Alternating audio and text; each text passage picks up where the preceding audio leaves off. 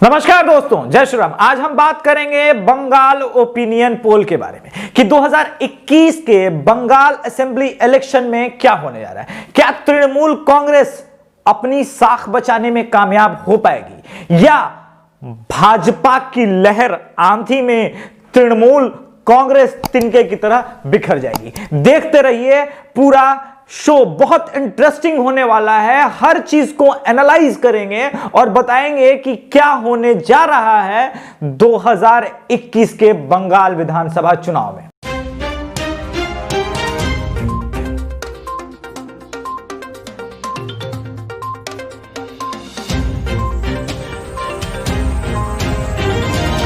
दोस्तों, बंगाल चुनाव को समझने के लिए एक आपको छोटा सा विश्लेषण समझना पड़ेगा। 2006 में जब बंगाल असेंबली इलेक्शन के रिजल्ट आए थे तो आप देख सकते हैं कि 176 पे वहां की लेफ्ट पार्टी जीती थी। तृणमूल कांग्रेस 30 पर थी, भाजपा तो थी ही नहीं, कांग्रेस थी। कांग्रेस उस वक्त भी थी। लेकिन 2011 को आप जब एनालाइज करेंगे तो देखेंगे 184 पे टीएमसी है और लेफ्ट पार्टी 44 पे है। इस दौरान जो राइज है तृणमूल कांग्रेस का, वो अकेले कैसे संभव था? नहीं था। तृणमूल कांग्रेस के राइज को अगर आप देखेंगे 1999, 2001, 2, 3, 4, तो उस पर बीजेपी का बहुत बड़ा बैकअप था। यह मत भूलिए कि तृणमूल कांग्रेस भारतीय जनता पार्टी की अलायंस थी अटल बिहारी वाजपेयी के सरकार में। तो उस वक्त जो संघ का कैडर था और बाकी कैडर था, उन्हें लग रहा था कि भाजपा का बंगाल में इस वक्त प्रभुत्व बनाना मुश्किल काम है, तो लेट्स सपोर्ट तृणमूल कांग्रेस। और तृणमूल कांग्रेस में ऐसे कई कैडर थे जो बीजेपी की आइडियोलॉजी के थे। लेकिन 2005 के बाद तृणमूल जब अलग रास्ते पे थी तो धीरे धीरे इस कैडर को एक बात समझ में आई कि इससे बेहतर होता हम संघ के लोग और बीजेपी के लोग अपनी ही पार्टी को मजबूत करते। परंतु किसी भी चीज को बिल्कुल शून्य से शिखर तक ले जाने में वक्त लगता है। इंडियन एक्सप्रेस लिखता है कि अगर भारतीय जनता पार्टी को वेस्ट बंगाल में रोकना है तो उसके लिए स्ट्रेटजी चाहिए। लेफ्ट तृणमूल कांग्रेस और कांग्रेस पार्टी को साथ में आ जाना चाहिए। दरअसल इंडियन एक्सप्रेस की गलती नहीं है। इस देश के by and large political think tank के अंदर दिमाग में एक बात हो गई है कि अगर मुस्लिम वोट बैंक हमें ब्लॉक मिल गया तो हिंदू वोट बैंक तो टूटेगा ही और भारतीय जनता पार्टी हार जाएगी। 2019 के चुनाव के दौरान बसपा और सपा को भी ऐसा ही भ्रम हुआ था कि अगर हम दोनों साथ में आ गए तो मुसलमान वोट बिल्कुल हमारे पास आ जाएगा और हम भारतीय जनता पार्टी को 2019 के चुनाव में उत्तर प्रदेश में नस्ते नाबूद कर देंगे। परंतु हुआ बिल्कुल रिवर्स इंपैक्ट। जैसे मुसलमान वोट बैंक के लिए तमाम पार्टियां साथ आई, हिंदू वोट बैंक इकट्ठा हो गया और वो भारतीय जनता पार्टी की तरफ पोलराइज होकर के वोट करने लगा। तो असली क्रिमिनल कौन था? किसने रिलीजन बेस्ड पार्टी बनाई और religion based thought tactical voting के तरफ अपना गठबंधन बनाया? सपा और बसपा ने बनाया। मेरे जान पहचान के दो मित्र पंकज चक्रवर्ती और नीलाद्री कर, ये दोनों जो है इस वक्त वेस्ट बंगाल में है और इनसे हमने बात की और बात करने के बाद पाया कि जिस प्रकार की बीजेपी की राइज है, आप 2011 का आपने देख लिया, 2016 में भारतीय जनता पार्टी 3 विधानसभा सीट जीतने में कामयाब हुई थी। 2014 के लोकसभा में 2 लोकसभा सीट जीतने में कामयाब हुई थी। मगर 2019 आते आते यह हवा बदल गई। बिल्कुल ठीक वैसे ही बदली जैसे कि 2006 से 2011 के बीच में तृणमूल कांग्रेस के फेवर में बदल रही थी। और बंगाल का जो हवा का रुख कहता है वो यही कहता है कि एक बार अगर बंगाल की जनता कहीं वोट देना शुरू करती है तो वो बाई एंड लार्ज बिल्कुल टैक्टिकल शिफ्ट की तरफ जाती है और कंप्लीट शिफ्ट की तरफ जाती है। और आप देखेंगे कि 2019 के लोकसभा चुनाव में जो 3 विधानसभा जीतने वाली भारतीय जनता पार्टी थी वो 18 लोकसभा सीटों पे कब्जा जमा लेती है। अब जरा इन वोट शेयर्स को हम देख लें और समझने की कोशिश करते हैं। भारतीय जनता पार्टी तमाम लहर के बावजूद गार्डन रिच इलाके जो कि वेस्ट बंगाल कलकत्ता शहर में है, लोकसभा है, वहां से जीतने में कामयाब नहीं होती। वहां पे मुसलमान इतने तादाद में हैं कि भारतीय जनता पार्टी का हारना तय था। उसी तरह से अगर आप समझेंगे कि मुर्शिदाबाद जैसे इलाके हो गए, बंगाल का जहां पे मेजॉरिटी मुस्लिम है, तो इंडियन एक्सप्रेस की खबर की तरह अगर हम समझें और सपोज कीजिए कि कांग्रेस लेफ्ट और तृणमूल कांग्रेस एक साथ हो जाती है तो भारतीय जनता पार्टी 160 सीट पे सिमट जाएगी, यह वास्तविकता है। लेकिन सरकार फिर भी भारतीय जनता पार्टी की बन जाएगी। लेकिन तृणमूल कांग्रेस, लेफ्ट और कांग्रेस अगर अलग अलग लड़ती है तो भारतीय जनता पार्टी की टैली, मेरे ओपिनियन पोल के हिसाब से जो इस वक्त हमें मिला है रुझानों के हिसाब से और जो बात करने से पता चल रहा है, वो 211 सीट पे पहुंचती है।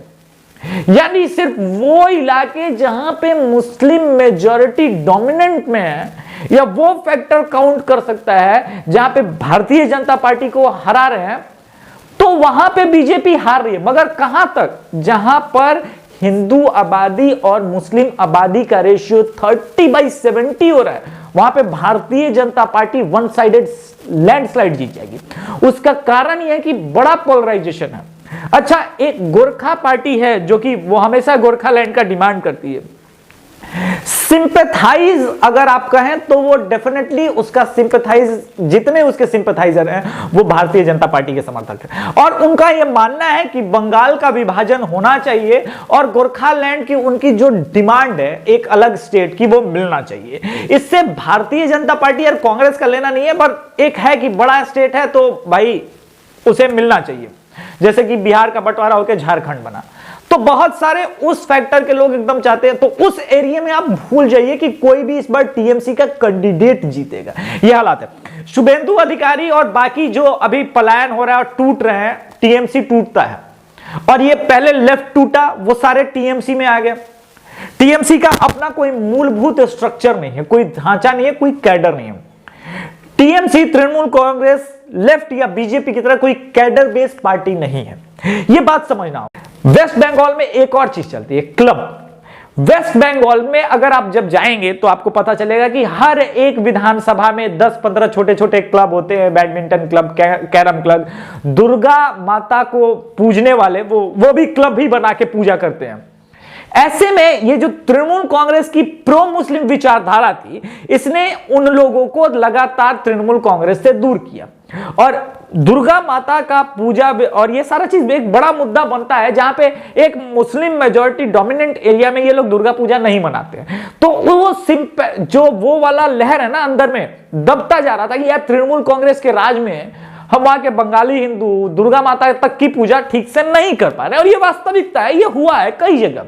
इसी तरह से जब जय श्री राम का नारा अब जो श्री राम में जब बदला है और एक फ्लो आया है, तो वो हिंदुज्म का फ्लो है पूरा। आप अगर आप जाएंगे ग्रिल करेंगे ना वहां के लोगों को, शुरू में तो बोल देंगे मुंह पे तृणमूल कांग्रेस के गुंडों का डर है, तो बोलेंगे टीएमसी भी ठीक है, बीजेपी भी ठीक है, पर आप जब अंदर जाएंगे तो बोलेंगे हाँ इस बार सोच रहे हैं परिवर्तन।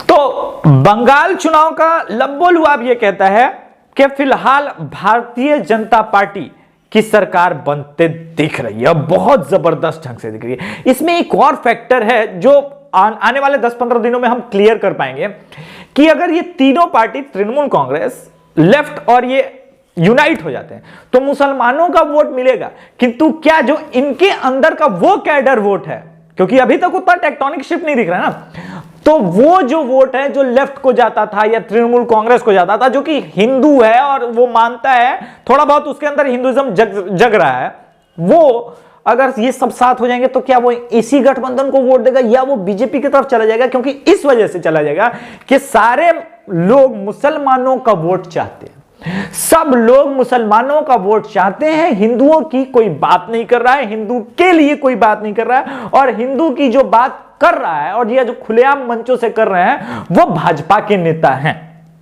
ये अपने आप में समझने वाली बात है। अगर ये वाला फैक्टर और बिल्ड कर जाता है तो बीजेपी इनके गठबंधन के बावजूद 200 सीटों तक पहुंच सकती है। लेकिन अभी हम एवरेज मान के ये चलते हैं कि फिलहाल ये तीनों पार्टियां अलग अलग लड़ रही हैं और इस वजह से भारतीय जनता पार्टी को मैं देता हूं इस वक्त बंगाल में 200 प्लस सीटें। ये 210, 5, 11, 12 हो सकती है, मतलब प्लस माइनस 10 का आप रेशियो रख लीजिए।